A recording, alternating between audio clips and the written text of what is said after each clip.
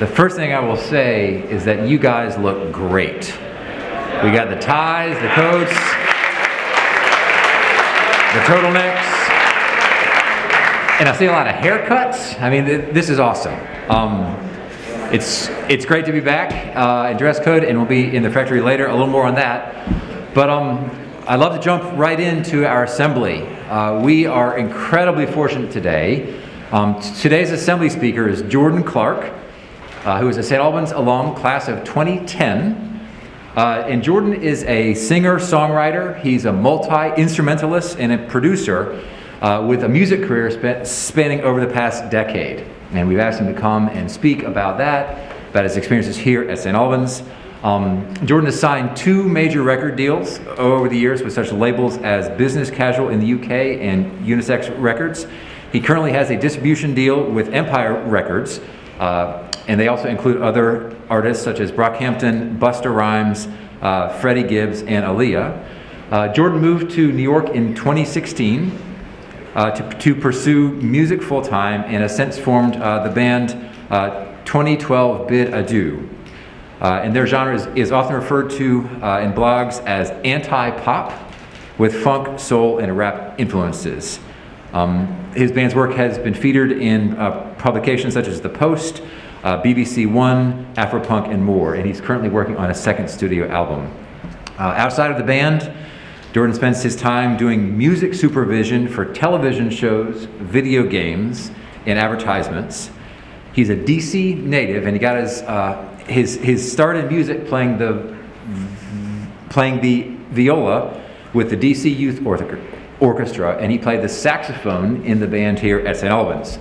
He was also a senior year. He was all conference in cross country and a member of one of the strongest cross country teams in St. Albans history.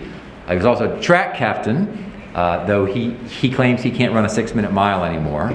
And he also would like to apologize, he says, to Miss Rivera for taking Spanish for 9 years and still never learning the language properly, but I'll leave that up to them. But it's with great pleasure, and also great thanks to Miss Rivera and Mr. Aaron Haft for making this possible and for helping bring Jordan back. So I will turn it over, please.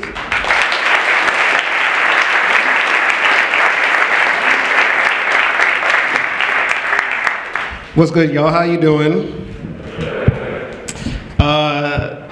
Thank you for the introduction, very kind words.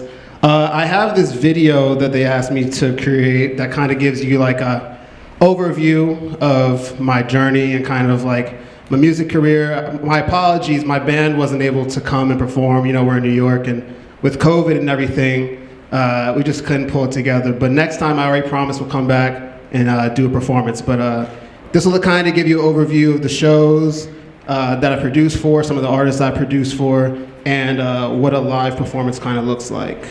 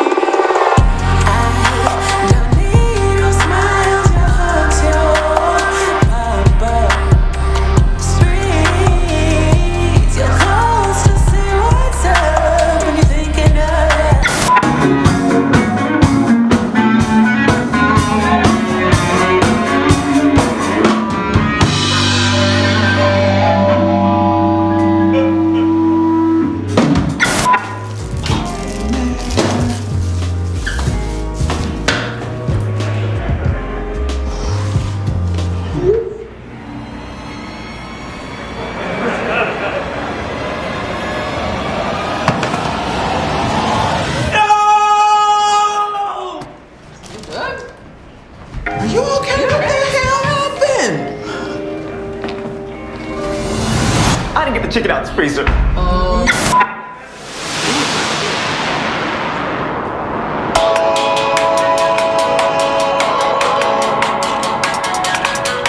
Trying to keep up from the violence. There's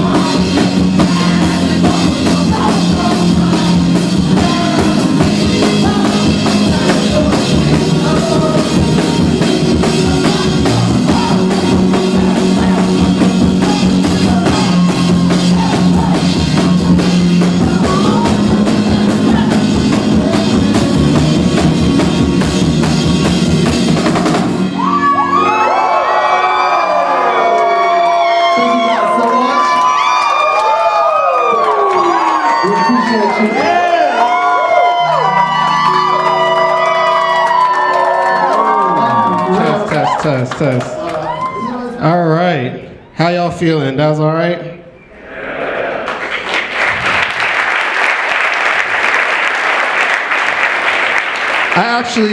I want to, this is so weird being up here because I did not have like the best St. Albans career. I actually want to start this how I start off all my shows in New York because I just want to start off on the worst foot possible. So on the count of 3, can all of you guys just boo the stage as loud as you can just to make it just clear the negative air? It's Monday. All right, you ready? 1, 2, 3.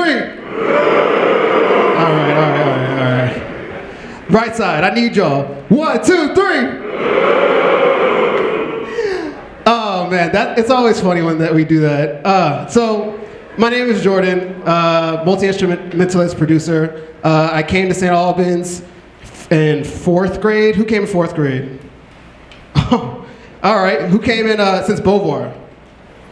Oh, y'all are God's strongest soldiers. And who came in like any random grade, like 6th, 11th, 10th grade? I like y'all. A lot of my best friends weren't part of the prison industrial complex of St. Albans. So yeah, I came in 4th grade, and you know, I was a track team captain. I was part of vestry. You know, I took Spanish for 9 years, never learned it. But actually, a lot of my experience here was like, I was really struggle busing like from start to finish, like probation from literally 6th grade until 12th grade.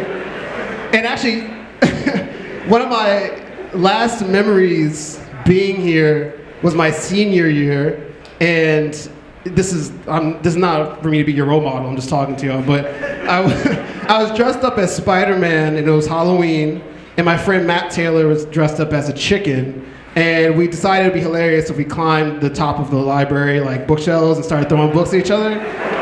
And it was hilarious at the time, but it really just stopped me from almost graduating, so that was like literally the last memory I have of being here. So it wasn't like a premier role model or had like, I don't know. You have better grades than me. 90% of you probably do. But you know, it was definitely a struggle. I came to St. Albans and I started having to go to summer school 6th through 12th grade. Just every year as part of like the keeping me here that I'd have to take the extra classes to pass or whatever. And when I went to when I went to summer school, I met this guy, and his name was Bo Young, and he was actually in the grade above me. And if you saw in the video, he was in the first interview I ever did, and he's actually one of the people that got me into the music game seriously. And when I met Bo, he was like this small kid, and he was very swaggy and had like the polo, but mixed it with the jeans and like the fresh shoes. And I knew nothing about dressing fly or anything. And we remained close, and I remember in high school he started making music, and to me I thought that was bizarre because I was like, yo, we're supposed to be focusing on college, like why are you pushing CDs? And I thought it was good, and so I started helping him because I had no idea like that you could do this, like other things outside of school. So he went to college, and I kept still like selling CDs for him, and you know, I visited him, and he was telling me that I should come and join him. I was doing stand-up comedy. As soon as I hit 18, I was bombing every stage I could as a comic, because no one wants to hear an 18-year-old like joke. At the time, I was talking about wild stuff. But I came up there and I went to college with him, and I started off as a stand-up comic, which wasn't my calling, I can honestly say. But I stayed on stage with him, I was his DJ, I learned the music game. We ended up doing a couple nationwide tours, and we opened up for Lauryn Hill, Cypress Hill, Amine, Wale, Cardi, Designer, Nelly. I mean, you name it. We were 18 and we were piled into my white car and we're driving up and down the East Coast for all 4 years. The most pivotal moment in that whole story was when I was 20 and Bo took me to the studio for the first time. And between touring and just making my own song, he was the first person to ever push me to actually seriously consider doing music as a career, because literally everybody I talked to asked why, you know? It's not one of the things, it's weird one day when you're like in college and I was working at BET in the legal department, and then one day I was like, you know what, I'm quitting, I'm gonna become a musician. And everyone's like, Jordan, what are you doing? You have no swagger, you can't dance, and I can't sing that well. Like, what's wrong with you? But I was like, I'm gonna produce a good beat at the end of the day. So that's what I did, and yeah, I kept producing beats until I got here. And so yeah, 1 second. It's so weird being here because it's 8 a.m. on a Monday, and this is like the weirdest gig I've ever, like, time slot I've ever had for a gig. So I appreciate you guys having me. And when I was like thinking about coming to talk, I really was kind of like asking myself, why would I do that? Like, why would I step on stage? Because honestly, like, I didn't go to Ivy League school. I don't make the most money out of everybody I went to school with. So why would I come up here? And what would I have to share that you could somehow find use of, right? I was worried about rejection. I thought y'all would hate me or like not like me. I didn't know what to do about it. But I decided to do it because I thought that maybe we would connect. Someone in this audience might like what I say, right? And I think about connection and what it kind of means, like, you know, how I can do that. I started thinking about what it means to make it as an artist. And like, what does that actually mean? Like, I was brought here because there's some idea of success associated with the past decade. And what does making it actually mean, right? So I started asking my homies. I asked Alex Toomey, who's the producer for Young Thug. I asked Barty Strange, who's on tour with Phoebe Bridgers right now. This might not mean a lot to some of y'all on the wall, but some of y'all might recognize the names. They're big names, like they got more money than I do. But I was asking them, like, you know, to actually make it, what does that look like, right? Nobody said $2 million or cars. It almost always boiled down to connection.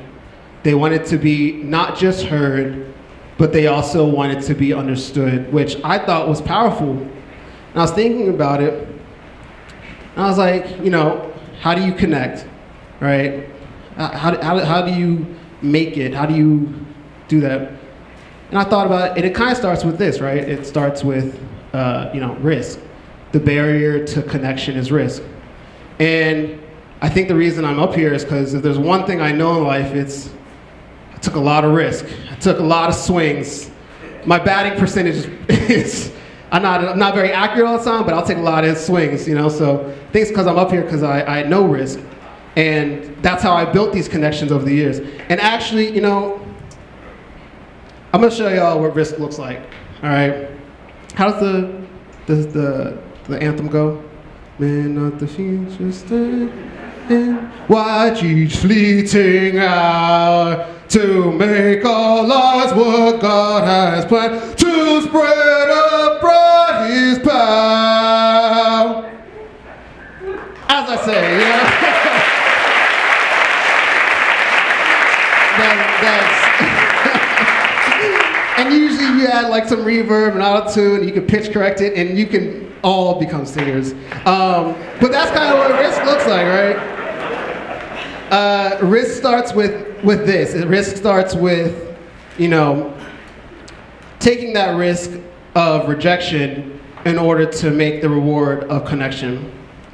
And I don't know, I was thinking about when I first came to St. Albans, like kind of the whole overarching story, and like, you know, I was thinking about when I was a kid, before I came to St. Albans, I wasn't scared of anything. Like, I didn't care about risk. Like, I took risks. I wore underwear on my head, and I remember I put like a pillow in my shirt, and I pretended I was Squirtle, the Pokemon, and I was spitting water on my friends.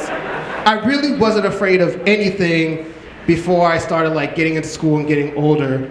And at that point in my life was all about, you know, discovery and adventure and recess. Y'all remember recess? We don't have it anymore at the 9th grade, right? Y'all look depressed. y'all look mortified. The 9th grade, like, no, we don't. Yeah, so you don't have it. And honestly, the lack of recess is one of the greatest losses of adulthood. And it sucks, because that was the best thing ever. And life was, when you're a kid, that's all it's about. Exploration, adventure, and recess. And then, you know, as you're growing, all of a sudden, you know, something happens, and we're inevitably taught to fear risk. Something happens. I'll tell you what happened to me, actually. In 5th grade, I remember so vividly. It was after some type of swimming activity, and I was in the locker room, and my friend Wilson had on boxers, and I had on whitey tighties. And I remember he looked at me and cooked me, and he was like, yo, whitey tighties are for babies. And I was like, come on, man, these are cool. My mom got them for me, and I think they even had like, I don't know, cool color on the strap. Anyway, I remember being mortified that I wore whitey tighties, mortified. So as I went home, I had this incessant chattering in my head, and it was the awakening of the self-consciousness, and it was like this critic and telling me how awful and such a loser I am. And I went home, and the true tragedy happened. I went through my older brother's laundry, and I stole a pair of boxers, and I came back to school in these loose-fitting Target brand, you know, the blue ones that kind of rip real easily, and they have like the red stripe. I came to school in boxers, and I sold out, and it was an absolute tragedy, and I lost my individuality, and that was just the start. And the reason I brought that up is because there's more and more people, as you go through life, telling you that you cannot wear metaphorical whitey tighties. And I use that because you won't forget that part. Because I can say there's more and more people telling you who you are, who you're not, da-da-da-da. No, there's more people telling you you can't wear whitey tighties, and I'm telling you that it's not true. Okay, so you move through life, right? Get past this trauma. And now you're in 11th, 12th grade. Shout out seniors. I assume the varsity, yeah, okay. Woo, woo. Woo, woo, woo. See, there we go. I heard one of y'all boo me earlier.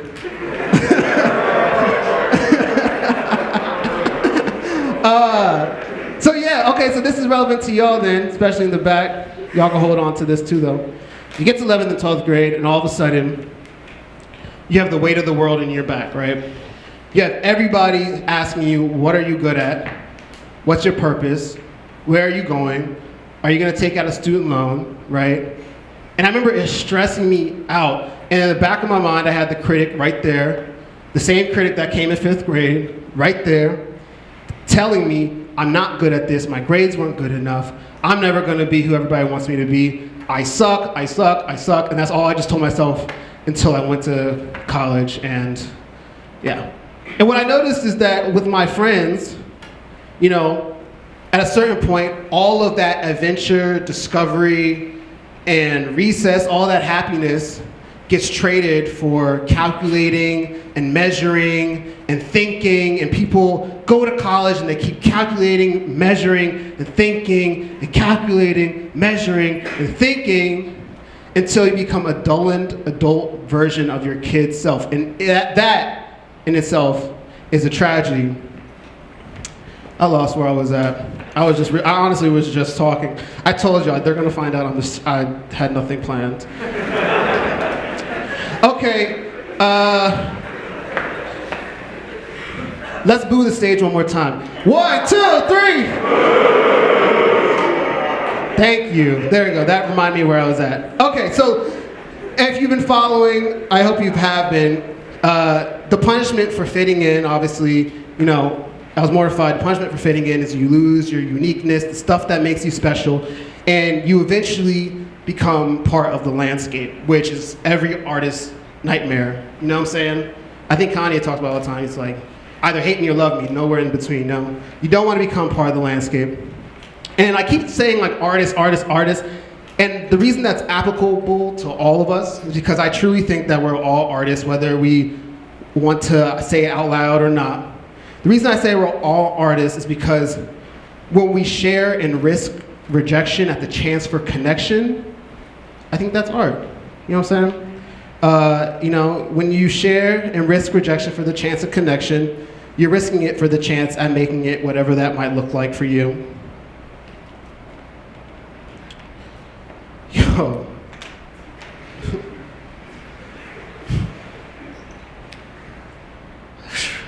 I always stay away from having mics. I be talking, I get winded, mad, I got dry mouth. So if you've never been on stage, right? When you're an artist, artists who are on stage, you know there's one guy at every show. And I call him Front Row Guy. And Front Row Guy is sent by the gods of success to stand in the front row with his arms crossed. And he stands there dead-eyed. And no matter what you do, doesn't move. And Front Row Guy is sent by the gods of success to test you and to be a symbol of all the rejection that you might face. And if you're on stage, Front Row Guy makes you think he hates me, doesn't like my hair, doesn't like my song. I should quit, this is so embarrassing. And I remember being your age, and at shows I would try and win over a Front Row Guy all the time. My mom can attest to it, my brother can attest to it. I would do front flips off of speakers, I would throw water, I would do anything, because I don't have it all together up there. But I was trying to win over Front Row Guy, and as I got older, I realized I figured it out. The way I win over Front Row Guy is I just leave them alone. I just be myself and let them be themselves. And the reason I brought up Front Row Guy is because in life, we all have a Front Row Guy. In life, you're gonna have Wilsons. In life, you're gonna have people telling you who you are and who you are not. And the messed up part is that everybody accidentally believes what they're told, whether you like it or not. My question is, who's been telling you who you've been your entire life? And as men, I just remember being a man and everybody's telling me my values and the definition of a man. I grew up mainly with my mom and my grandma. And so definition of man was kind of like taught to me from women. And I had these dudes who were talking about what a man was and fixing this and rah rah. And I realized that people are just telling you who they think you are and cannot be or can do. And if there's anything I wanted to do up here is to come back and use this as an opportunity to tell you that, there's someone in this crowd, right, who doesn't want to go to college, but is too afraid to tell their parents.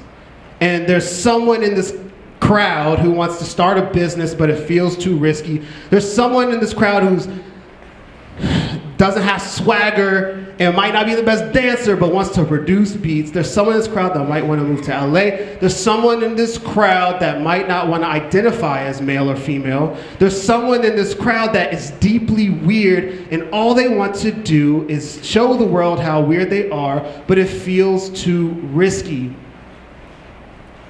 And I'm here to tell you that neither you nor your critic can control any of the external factors involved on your path to making it.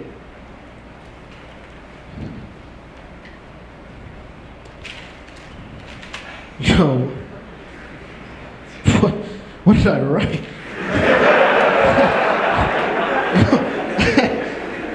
Yo. Okay, all right, don't laugh at me, because I have a horrible memory and I forget lyrics all the time.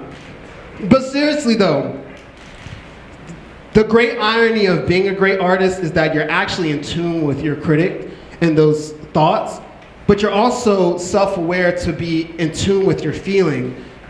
You also know when it's time to revert back to adventure, discovery, and recess mentally, I guess, I don't know. But you know how to revert back to that and to silence the critic. if I learned anything about life, and this is kind of weird, and I feel like an old wash guy, if you know anything about life, well, if you know anything about life, life is about feeling and not thinking. And so, honestly, the way to make it as an artist is to risk rejection at a chance for connection. And that's how you make it as an artist. Now, on the count of three, we're gonna boo. 1, 2, 3. All right. Do we not want to boo? We can do yo, ayo. Yo, I'll count of three, ayo. 1, 2, 3, ayo! Okay, cool.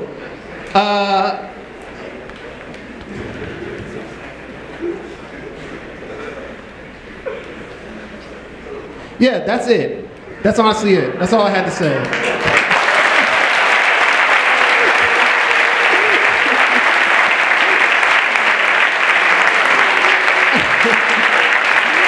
That's crazy.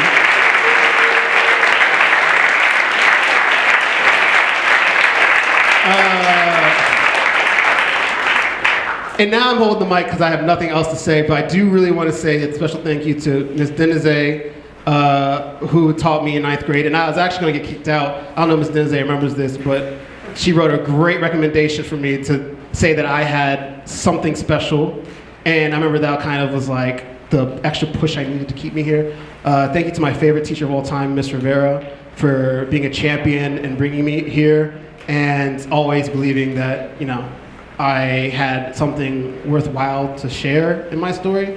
Thank you, Mr. Aaron Half, and thank you all the other teachers for not kicking me out all those years ago. And I guess I'm good on. I know I'm good on time. I know that wasn't no 45 minutes. So, I can take it to a Q&A, correct? All right. Whoever has any questions, now is your chance for answers.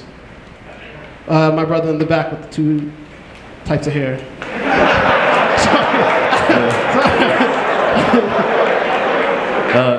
Did you have a favorite album last year?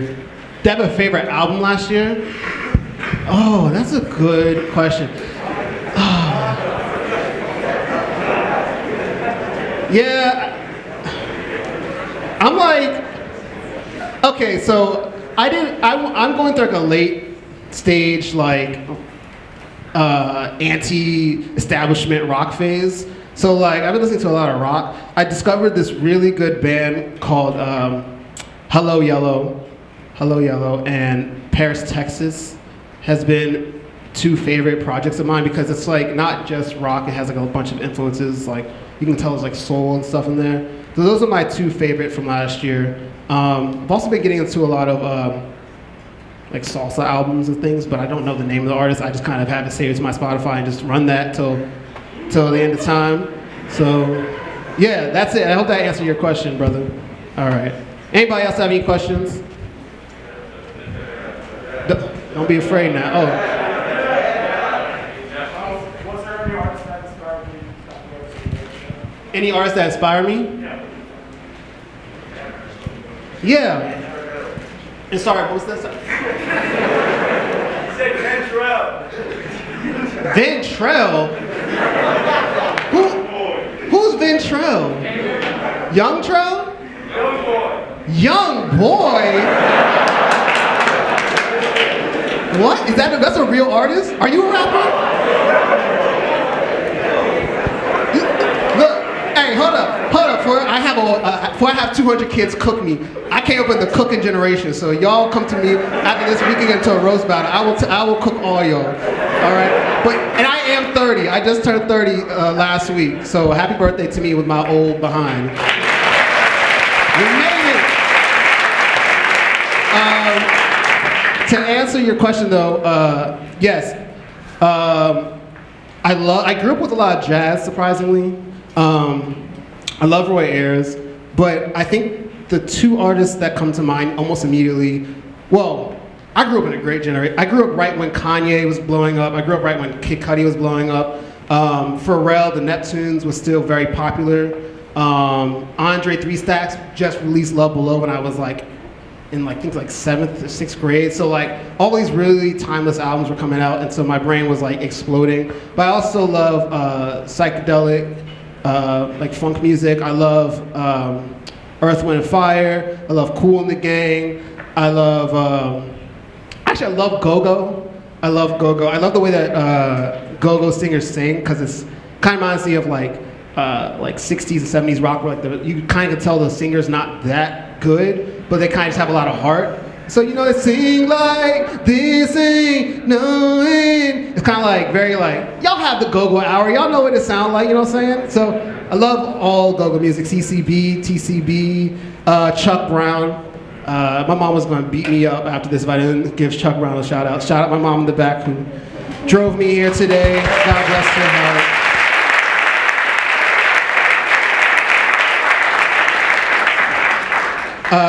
Yeah, more questions, please. I have time. Let's go in the front. How do you make connections in the creative industry? How do I make connections in the creative industry? That's a really good question, because I think everybody has different methods. I'll tell you the best career advice I ever got from actually my grandmother. The best advice she ever gave me was be nice to everyone. Just be nice. Because you never know when someone's going to be last person to wash your back or something like that. Yeah, be nice to everyone because you never know who's going to be the last person to wash your back. It's like an old Southern phrase, something like that. But I took that with me, and you know, I wasn't friends with Bo because I knew he was going to go on to sign to Def Jam. We were just homies, and I was like, let me help push your CDs, bro, because I believe in you. And we ended up doing some nationwide tours. And then I met some people in band, and I was like, yo, y'all are really cool, and they liked me because I'm hilarious. And they were like, let's be in a band. And so we were in a band. And that's kind of like how it started. I think, you know, in New York it's a little different because so much of the connections is interpersonal. So it's a little bit different because I'll walk into a bar, cafe, and I'll be like, yo, like I'm recording, like, you know, any recording spaces. And there's like 50 people there like, yo, I got a studio. But before I moved to New York, when I was in DC, you know, I think being genuine and actually trying to build those genuine connections really matters. I noticed that in the music industry, people are expecting you expecting people who are trying to get something out of them. But I noticed that people who go the furthest are genuine in their approach in terms of, you know, showing support and showing love. And if, you know, a peer of yours is doing something, you know, now I'm getting social media talk, but, you know, good job or whatever, texting them and just kind of keeping those genuine connections because they're far and few in between. And there's one thing about me, I am nosy and I will ask you a lot of questions. And I feel like that kind of stuck with me, that worked in my favor because I made a lot of friends. So hope that answers your question. And if you have any other questions, when you hit 18, collaborate with me, brother. You know, we can hit the tour, you know what I'm saying? I do all the 21 and older clubs. Who else? Right here, brother.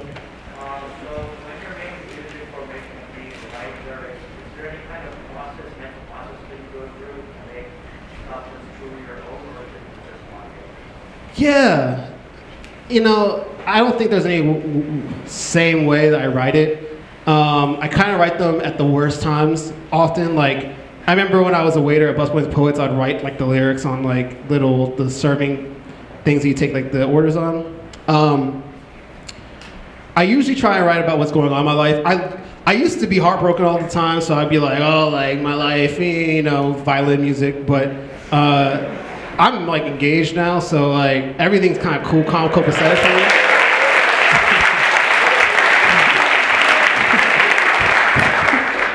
Imagine if I was like, I'm engaged now and it's awful, and you're like, yeah! No, it's great. I'm engaged to a wonderful woman. We get married next month. Yeah, so there goes all my money. But you know, so now I find myself writing a lot more theoretical. I'm in this weird transitional phase where like, on top of music, I am also trying to like do some like nonprofit work, which is the first time I've ever tried to like balance music with like having some stable income because this wedding's not paying for itself. And I've had having this cognitive dissonance of like working for somebody else, and I've been writing a lot about like what it means to work and transition into being 30 and like not being able to move and jump and do backflips and things. In terms of the writing process musically, I find a lot of inspiration from my friends. So I tend to be the type of person to be like, yo, all my friends come over, and let's turn on all the instruments and let's just press the record on our phone and let's just like do stupid music for the next 2 hours.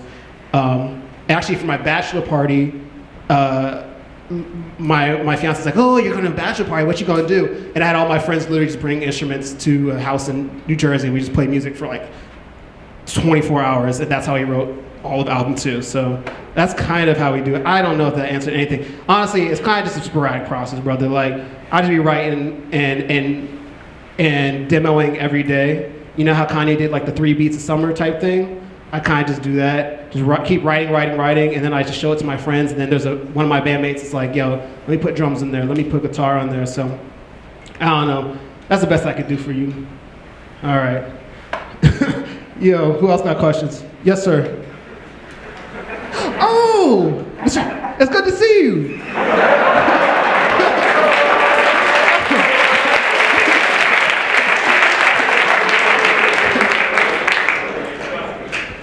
I'd like to apologize to your brother for frightening him half to death when I turned him. Do you ever struggle with stage fright? Yeah, honestly, I had a tummy ache pulling up today. So that's one thing. Yes, I had. It's weird. I think I do have a lot of stage fright, but I also got this really good advice. I don't know who I got it from. I remember there was like a change with Bo and I. Oh, I remember. Okay, so we were doing this show at University of Virginia, and it was our first stadium, and it had like 5,000 people, and I was like flipping out because the stage is huge. It's just me and Bo. We didn't have a band. It was just 2 dudes from North Carolina coming up with a crowd that didn't know us. And it's also college kids, so you know how awful they can either be or they can be great. Most of the time it's awful because it's like nighttime. And I remember Bo told me, Bo was like, yo, we don't know anybody. Like this is a performance. Like when we go on stage, like just Jordan's not there anymore. Like you're just the performer. Like so just disconnect yourself from that. And so for some reason that stuck with me, and now every time I get up on stage, I'm like, anything I say will not follow me, because now like as soon as I get off stage, I'm just back to Jordan. So short answer, no, not anymore. I used to though until I was about 22. I do get stage fright though when I have to like play music and sing at the same time. That's why I have a band. I used to try and do it all, but I can't rub my head and pat my belly at the same time, so I'd always end up just making it, like, messing up along the way. So yeah, thank you, Mr. Hansen. My brother took your class. I never took your class. My math skills I was basic. I did the drawing shapes and stuff in 9th grade. But I wanted to take your class, but alas. Any more questions? Yes, brother. How'd you get signed? Do you know Freddie Gibbs? How did I get signed, and do I know Freddie Gibbs? No, I don't know Freddie Gibbs. I saw him at a comedy club once, but I didn't talk to him because it's a distribution deal. So it's like we don't, in the label industry, they have thousands of people signed to labels. So when you think of like Def Jam or Empire or RVA, they have like at least like 1,000 people signed, and so you have like pockets of like 5 people on a team, and they might have like 3 or 4 artists underneath them. So no, I don't know him. How to get signed? I got signed twice. I don't actively look for signing, only for distribution. The first one was Business Casual in the UK, and that was 2015. I don't know how they found me. It was on SoundCloud. I think I collaborated with one of their artists, and they really liked the song.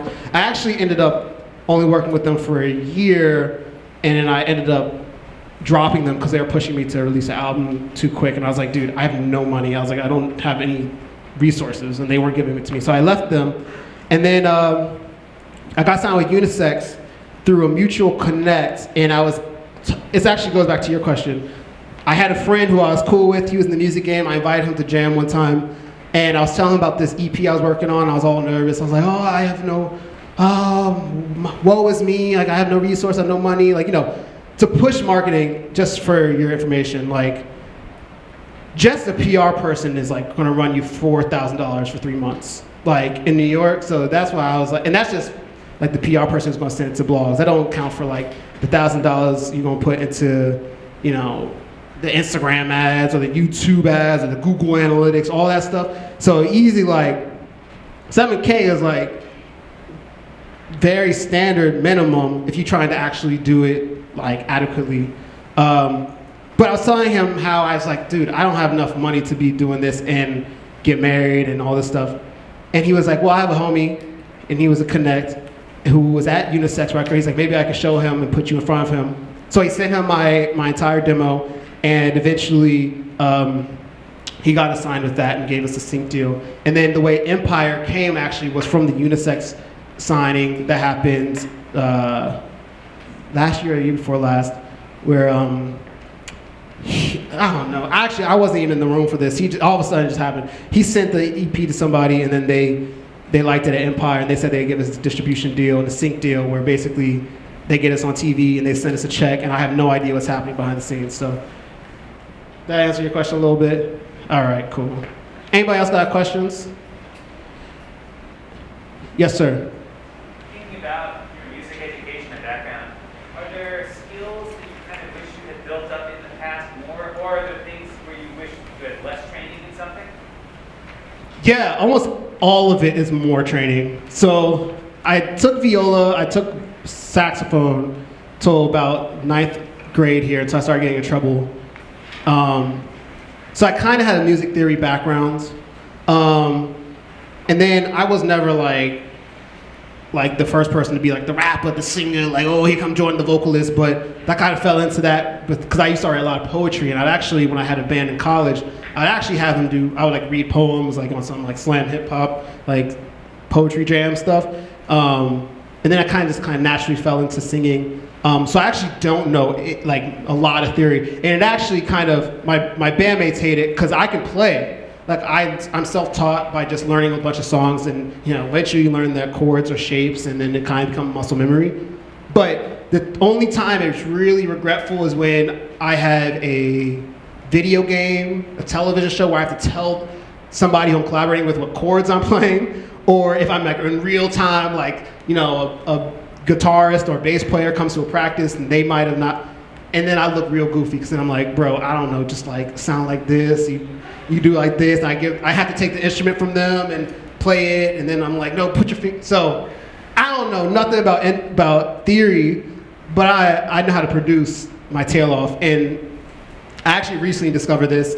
I thought this was a whack advice, and this actually turns out to be fire advice. If you're interested in music production, one, learn, like, watch somebody do it if you can, because you'll learn twice as fast. But also, LinkedIn Learning has free things. I don't know if there's an age limit to LinkedIn Learning, but if there isn't, go in that and watch a production video, because those tutorials will change your life. Like, I've been producing for a decade. I took it, LinkedIn Learning, about just vocal production, just trying to like clean up my process a little bit, changed my life. So, that's your question? All right. Hello. Jordan, I'm wondering, is there one performance of yours that really stands out as the most memorable and why? Oh, God. I was actually thinking about that. I was nervous this question was going to happen because oh, man. Okay. Oh. I have a lot of favorites for a lot of different reasons.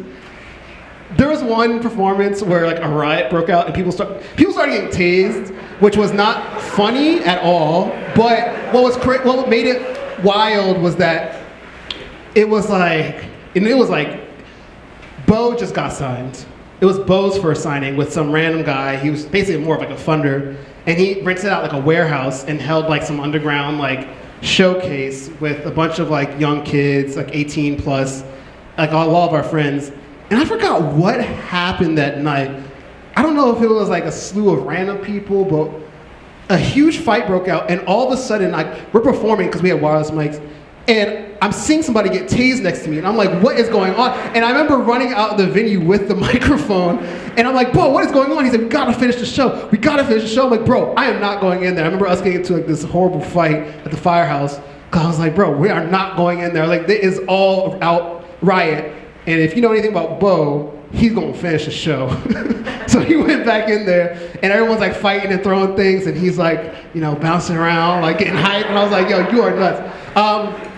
more personal to me though, I think anytime my family comes to a show means a lot. My grandma came to, her first and only show was when I was graduating college. We held a show for her. I think recently I played a show where my father saw me for the first time, and this was after 8 years in the game. That was really meaningful because, you know, you'll be doubted by the people that are closest to you, to keep it a buck. You know, like, and it's hard when your parents like, you better get some money, like, and you're like, but this is good, like, I love it. And they're like, I don't care about what you love, bro, like, you need to go get some money. And that was kind of our relationship for many years, and then he finally came to a show, and he texted me, he's like, I'm so proud of you, incredible, I can't believe that. How'd you get all this talent? I was like, from my mom, so. Those are two of my favorite shows I'd have to think off top. If you catch me afterwards, I probably have a couple more, and a lot of them were probably involved with both because we were young and dumb and just going crazy. Any more questions? I'm here for, oh yeah, yes sir. Who's the coolest artist that you've opened for or worked with? Who's the coolest artist I've worked with or worked for? Okay, this isn't music related, but Regina Hall, that show Boofu, that came up with the chicken out the freezer bit, was produced by Color Change, which is the world's, was it the world or the US's? I think the world's largest nonprofit. I don't know. Don't quote me on that. But anyway, they got enough money to get Regina Hall on the show, and she was doing a panel, and we're talking about the panel bits when we're working with it. And this was shortly into the pandemic. And I remember us being on a Zoom, and they're talking about the music and what the vibe is. I'm meeting with the writing team, and she pops up. I'm like, no. I'm like, no, I gotta turn my camera off. I start taking photos. Then to my friends and stuff. And I thought that was it. I was like, yo, we are on, bro. I was like, I'm about to get Regina Hall's number. We about to go crazy. I didn't get her number. She was on for like 30 seconds. My photos were all blurry. It was all trash. Who else? Trying to think, cause like, y'all a little younger than me, so some of the people I'm gonna be like, oh, I work with Chitty Bang. And they're like, you're like, who is Chitty Bang? Trying to think off the top. I mean, the Nelly show was cool. They gave us Boston Market. Trying to think. You know, going back to making it, for me, when I collaborate with people, I am an advocate for only collaborating with people that I actually have a relationship with or know. So when you say work with, I'm thinking of like long term. Like I've had touch points with tons of celebrities. That's kind of just what the nature of New York is. But in terms of collaboration, I'm in the camp where, you know, if we're connecting, if we're actually going to have a working relationship, it needs to be built out of respect and trust, and not just me sending you $3,000 for a verse where we never talk. Like I'm in the camp where I'm like, I need to be able to talk to you and send you edits, and we can go back and forth. So, you know, probably the biggest one right now in that regard is Barty Strange, who I said was on tour with Phoebe Bridgers, and I think Billie Eilish, but I don't know if that tour has started yet. But yeah, so hope that answers any questions you have. Am I going on time? Perfect. Oh, you want to pull the hook on me?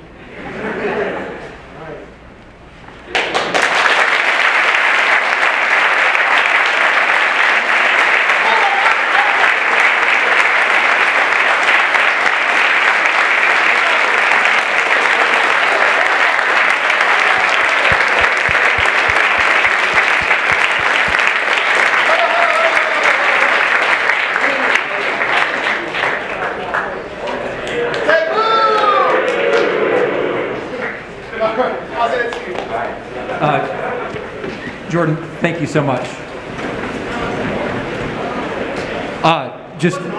No. I was talking loud. thank you so much. That was remarkable. Risk rejection and make connection and be funny. Thank you. So we have lunch in the refectory today. Remember, we go back to the stand-up, mask-up policy. About 1 minute from now, you will be emailed the lunch tables. They'll also be posted. But the student council had the great idea to send it out digitally so you can check your phone and see which table you're going to be at. Thank you.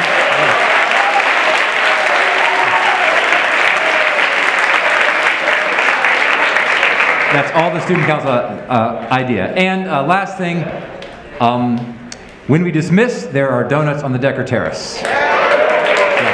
Seniors.